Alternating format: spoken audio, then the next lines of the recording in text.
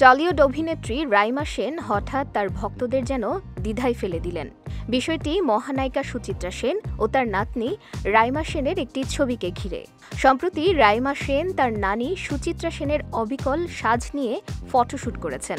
সেই ছবির সাথে যদি কেউ সুচিত্রা সেনের ছবি পাশাপাশি রাখেন, তবে যে কেউ চিনতে ভুল করবেন, কারণ তাদের চেহারা অবিকল এক। রাইমা মূলত তার নানির চেহারায় ফটোশ্যুট করেন তার পূর্বসূরির প্রতি ভালোবাসা ও শ্রদ্ধা জানাতে। বিষয়টি নিয়ে অভিনেত্রীর বক্তব্য এরকম: এই ফটোশ্যুটের মাধ্যমে আমি নানির প্রতি শ্রদ্ধা জানিয়েছি। তিনি আমার কাছে স্টাইল আভিজাত্যের সংজ্ঞা। তার নিজের পছন্দের কিছু চরিত্র ধারণ করার চেষ্টা করেছি। রাইমা সেনকে সুচিত্রার মতো করে সাজিয়েছেন মেকআপ শিল্পী প্রসেনজিৎ বিশ্বাস।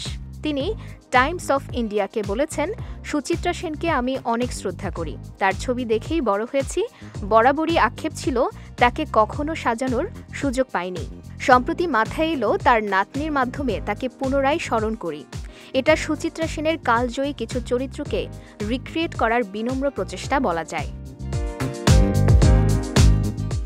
1955 সালে মুক্তি পেয়েছিল বিমল রায় পরিচালিত সিনেমা দেবদাস। সেই ছবিতে পারুর ভূমিকায় অভিনয় করেছিলেন সুচিত্রা সেন। ওই ছবির বিয়ের সাজটি নিজের মধ্যে ধারণ করেছেন রাইমা। তাকে এমন রূপে দেখে ভক্তরাও বেশ উচ্ছ্বসিত।